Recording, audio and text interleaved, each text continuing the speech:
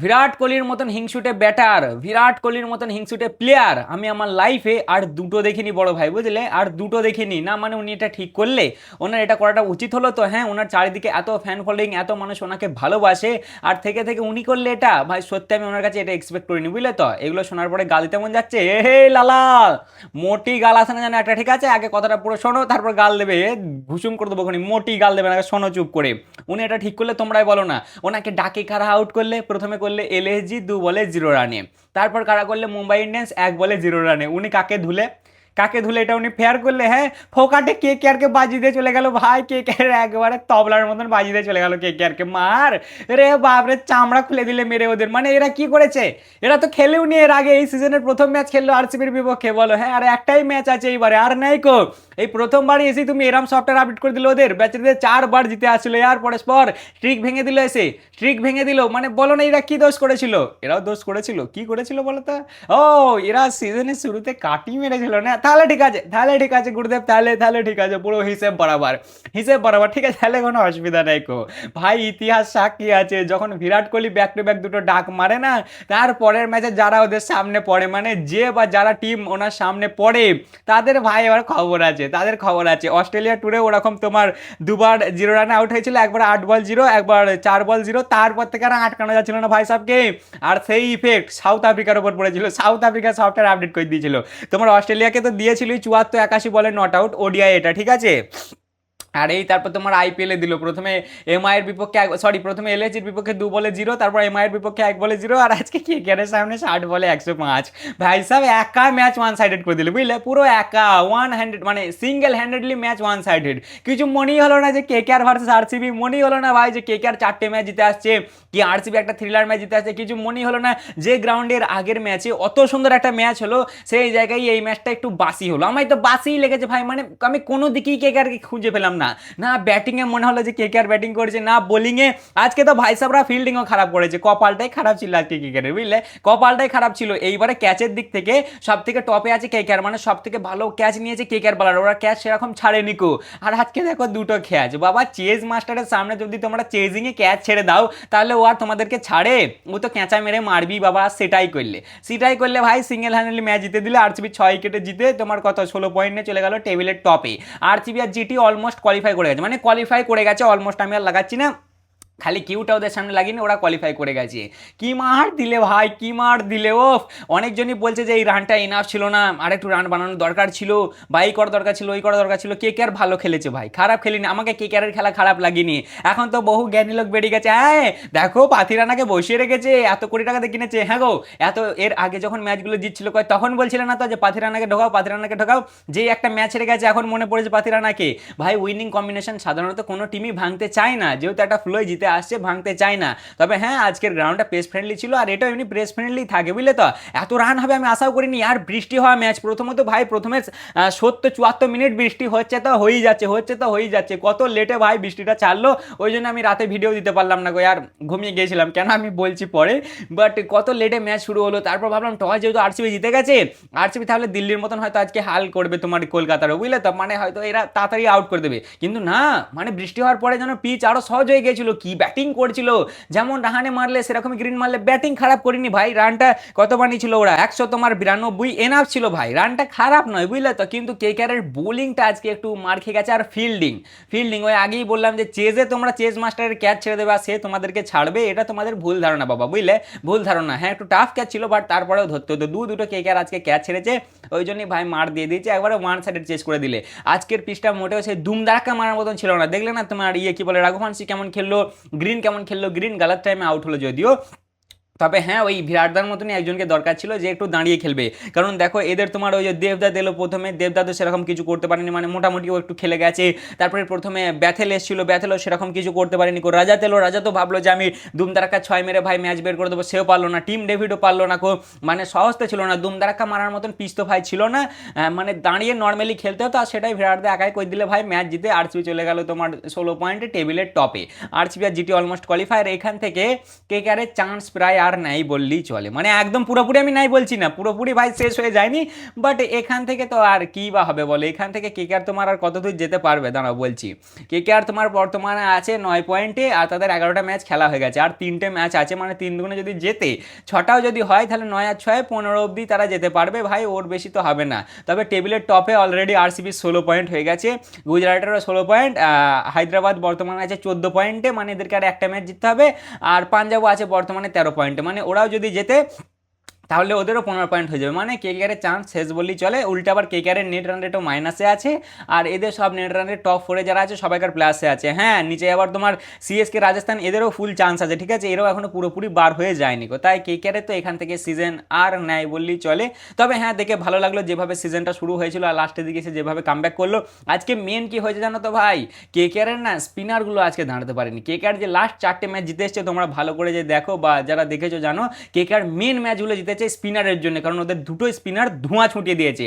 আর আগাগোড়ায় আমি একটা কথাই বলেছি যে ম্যাচে কেকেআরের স্পিনাররা চলবে সেই ম্যাচে কেকেআরকে আটকানো মুশকিল আছে। আজকে তো একই ভাই ভরুণদা ছিল না, সে বাইরে বসেছিল, আর তার ওপরেও ভাই সুনীল নারায়ণের কাছ থেকেও সেরকম একটা পারফরমেন্স আসেনি, 4 ওভারে 31 খেয়ে গেছে, জাস্ট একটা উইকেটে নিয়েছে, তা ওটা রাজাত পাটিদার একটু তাড়াহুড়ো করতে আসছিল, তাই নাহলে ওই আউটটাও হতো না, বুঝলো তো, মানে ও একটু বেশি জোশ দেখাতে গেল ক্যাপ্টেন সাহেব, ওই জন্য আউট হয়ে গেল। তবে ভাই একটা মোটামুটি ম্যাচ হয়েছে ভাই, আমি ভেবেছিলাম একটা থ্রিলার ম্যাচ হবে, একটু বোরিং টাইপেরই লাগলো, মানে কি আর বলবো ভাই, তবে মজা এসছে দেখে, আরসিবি ম্যাচ জিতে গেছে, আমার প্রেডিকশনও ঠিক হয়েছে। এই কেকেআর বালা বেরো বেরো বেরো, একটা কেকেআর বালা আমার মনে আছে আমাকে কমেন্ট করেছিল যে দাদা তুমি কেকেআরের ম্যাচে জানো কেকেআরকে নিয়ে প্রেডিকশন দেবে না, লে লে গুরু লে, প্রেডিকশন দিয়ে দিতে আমি, কি হলো এবার, হলোটা কি গেল তো 4টে ম্যাচের স্ট্রিক ভেঙে, প্রথমে 5টা ম্যাচ পরস্পর হারার পর কেকেআর 4টে পরস্পর জিতলো, দিয়ে আবার একটা আজকে হেরে গেল। 11টা ম্যাচ খেলা হয়েছে আর একটা ধুয়ে গেছে, ওই ধোয়া পয়েন্টটা তো একটা মানে ও আর বুকে লাভ না, ওসব যা হওয়ার হয়ে গেছে।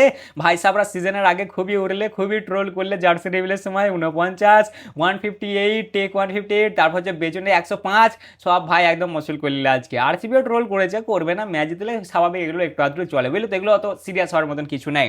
তারপরে ভাই আজকে ম্যাচ ছিল, আজকে নয় কালকে, আমি তো ভিডিও আজকে বানাচ্ছি, কালকে ম্যাচ ছিল আরসিবি এবং কেকেআরের মধ্যে, ভেবেছিলাম একটা থ্রিলার ম্যাচ হবে, একটা টপ নচ ম্যাচ হবে, যেহেতু আরসিবি মুম্বাইয়ের বিপক্ষে ওরকম জিতে আসছে, আর কেকেআরও 4টে ম্যাচ পরস্পর জিতে আসছে, তাই ভাবলাম টপ লেভেলের একটা ম্যাচ হবে। ভাই আমাকে তো একটু বোরিং ম্যাচই লেগেছে, আর আমি কেন রাতে ভিডিও দিইনি সেটা আমি বলি।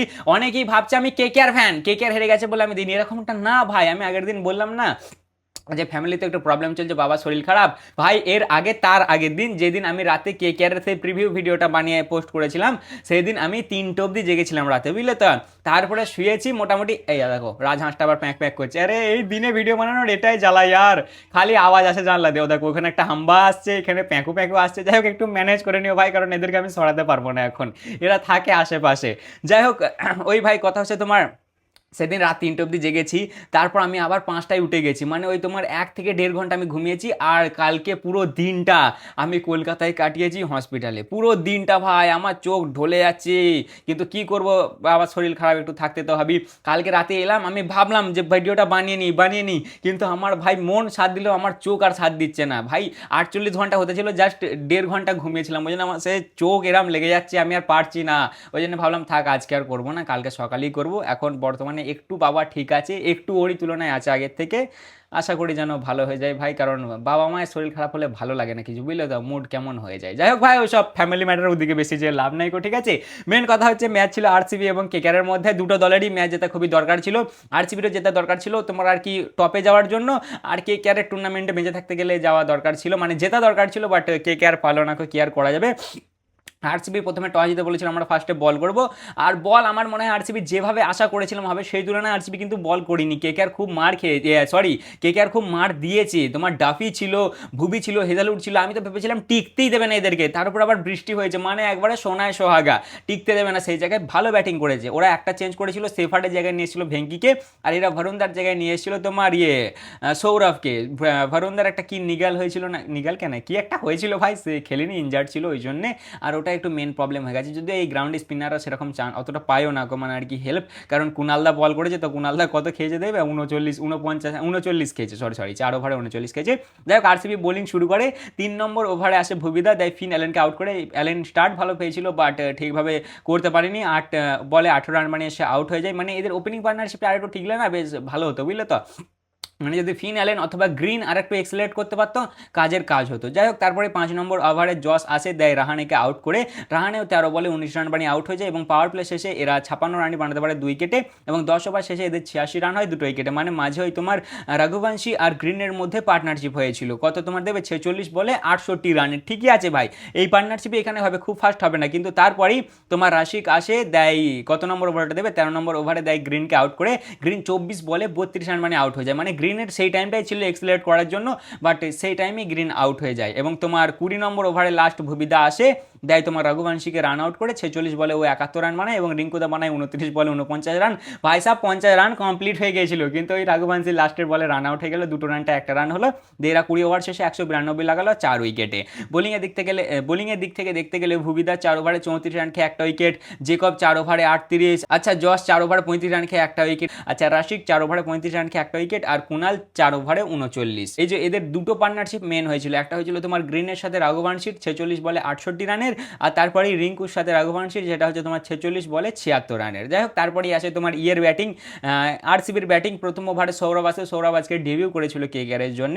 ভাই সাহেব প্রথম ওভারটাতে জাস্ট 2 রানই খায়, বুঝলো তো, মানে একটা হেভি বোলিং করে ব্যাথেলের সামনে জাস্ট 2 রানই খায়। বাট তারপরেই 2 নম্বর ওভারে আসে ভৈভব, আর কি মার দেয় ভাই ভৈভবকে, একবারে সফটওয়্যার আপডেট করে দেয়, 3টে পরস্পর 4 মারে। বিরাট দা 4টে 4 আই থিঙ্ক মেরেছিল সে ওভারটাই, 18 রান খায়, আর ওখান থেকেই আরসিবি মোমেন্টাম পেয়ে যায়। এবার অনেকজনকে আমি দেখছি তারা বলছে পাথিরানাকে কেন খেলাচ্ছ না, আমাদের কাছে অত সুন্দর বোলার আছে, সে বাইরে বসে আছে, তাকে খেলাও, এইবার খেলাবে দেখো ভাই। আরে এটা স্বাভাবিক ভাই, যে টিমটা নিয়ে তুমি পরস্পর 4টে ম্যাচ জিতে আসছো, কেন চাইবে তুমি সেইটা ভাঙতে কম্বিনেশনটা, বলো? খালি আজকে ইনজার্ড হয়ে গেল ভরুনটা, তাই সে বাইরে গেল, না তাকে বাইরে আজকে পাঠাতো না গো, ঠিক আছে? এবার ওই জন্যই ভাই আজকে দিন খেলায়নি কো, এবার খেলাবে দেখবে, এবার ভেবা 12টার জায়গায় দেবে নিয়ে আসবে, নাহলে কারোর না কারোর জায়গায় তো ভাই এর পরের ম্যাচে তোমরা দেখতে পাবে। যাই হোক, 3 নম্বর ওভারে আবার আসে সৌরভ, আর সেই সৌরভকেই এবার জ্যাকব দেয় তোমার 6-4-4 16 রান খায়, মানে 2 নম্বর ওভারে 18, 3 নম্বর ওভারে 16। তারপরে তোমার 4 নম্বর ওভারে কার্তিক আসে, দেয় জ্যাকবকে আউট করে, 12 বলে 15 রান মানে জ্যাকব আউট হয়ে যায় এবং পাওয়ার প্লে শেষে এরা 61 রান লাগিয়ে দেয় 1টা উইকেটে। তবে এর মাঝেই 6 নম্বর ওভারটাতে রাবম্যান পাওয়েল ড্রপ করে দিয়েছিল কোহলিদা তখন ছিল তোমার 21 রানে। ক্যাচটা অতটাও টাফ ছিল না, ও গলাত টাইমে জাম্প করে গিয়েছিল, বুঝলে তো? আমার মনে হলো যে একটু ভুল টাইমে ও জাম্প করেছে, আর একটু যদি পারফেক্ট জাম্পটা করতো ক্যাচটা নিয়ে নিতে পারতো, আর যদি ক্যাচটা নিয়ে নিত না ফাঁসতো আরসিবি, শিওর আরসিবি ফাঁসতো। হ্যাঁ, অত লম্বা ব্যাটিং ছিল ঠিকই, বাট এরা সব দুমদাম মারা ব্যাটার, বুঝলে তো? এরা টিকে খেলার মতন, মানে বিরাটদার মতন, ওই যে মাঝে মাঝে 2টো করে রান, ওই টুকটুক করে বাউন্ডারি নিয়ে মাঝে মাঝে, তারপর যে তোমার ঠিক টাইমে চার্জ করা, ঠিক টাইমে স্ট্রাইক চেঞ্জ করে নেওয়া, এগুলো অন্য দ্বারা হবে না, বুঝলে তো? এটা একমাত্র কিং কোহলিই করতে পারবে, তাই কিং কোহলির উইকেটটা দরকার ছিল, বাট এরা ক্যাচটা ড্রপ করে ফেলে, আর ওখান থেকেই কেল্লা ফতে হয়ে যায়। তারপরে তোমার দেবদত্ত পাডিক্কাল আর বিরাট দা পার্টনারশিপ লাগিয়ে দেয়।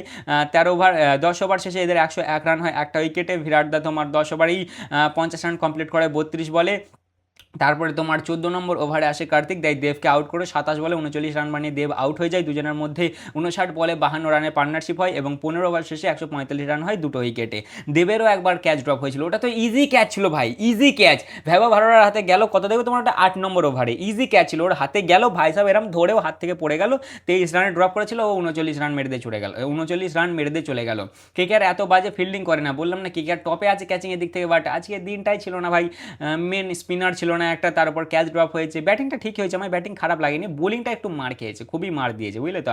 আর চেস মাস্টার দাঁড়িয়ে আছে, উনি মারবে না, তাই আবার হয়।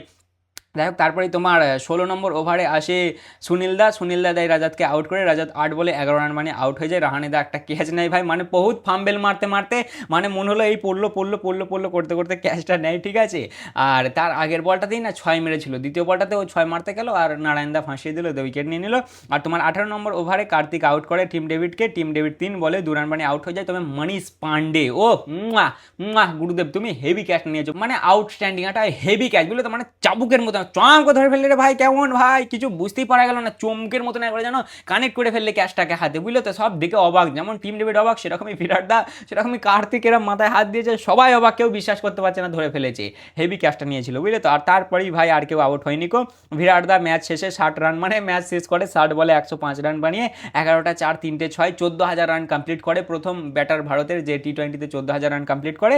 আর জিতেশ মারে 5 বলে 8 রান দিয়ে 194 বানিয়ে দেয় 4 উইকেটে 19.1 ওভারে। ওভারে 6 উইকেটে এই ম্যাচটা জিতে 5 বল থাকতে থাকতে। প্রথম ইন্ডিয়ান ব্যাটার হচ্ছে আমাদের বিরাট দা, যার তোমার 10টা সেঞ্চুরি হলো টি20-তে আর 9টা হলো আইপিএলে। বোলিংয়ের দিক থেকে দেখতে গেলে শুভম 2.1 ওভারে 21, ভেভাব 4 ওভারে 48, কার্তিক 4 ওভারে 32 রান খেয়ে 3টে উইকেট, আচ্ছা সুনীল 4 ওভারে 31 রান খেয়ে 1টা উইকেট, গ্রিন 2 ওভারে 22 আর অনুকূল 3 ওভারে 36 রান খেয়েছে, 1টা উইকেট নিতে পারেননি। কেকেআরের সামনে এটা তোমার আরসিবির হাইস্ট রান চেস ছিল, মানে এর আগে এত রান আরসিবি চেস করেনি। তা মোটামুটি এই ছিল আজকের ভিডিও ভাই। আরসিবি বর্তমানে আছে টেবিলের টপে 16 পয়েন্ট নিয়ে, আর কেকেআর আছে বর্তমানে 8 নম্বরে 9 পয়েন্ট নিয়ে। তা এই ছিল মোটামুটি ভিডিও, কেমন লাগলো অবশ্যই জানাবে, ভালো লাগলে লাইক কমেন্ট শেয়ার অবশ্যই করবে। আজকে ম্যাচ আছে মুম্বাই এবং পাঞ্জাব কিংসের মধ্যে, এটা একটু টাফ হয়ে যাচ্ছে আমার জন্য ভাই, বুঝলে, মানে কাকে ব্যাক করবো, মুম্বাইও হেরে আসছে আর ওদিকে তোমার পাঞ্জাবও 4টে ম্যাচ হেরে আসছে, তা আমি ব্যাক করছি পাঞ্জাব, কি দেখা যাক কি হয়। হ্যাঁ, তা মোটামুটি এই ছিল আজকের ভিডিও, কেমন লাগলো অবশ্যই জানাবে, ভালো লাগলে লাইক কমেন্ট শেয়ার অবশ্যই করবে। দেখা হচ্ছে আবার পরের ভিডিওতে, চলো ততক্ষণের জন্য টাটা।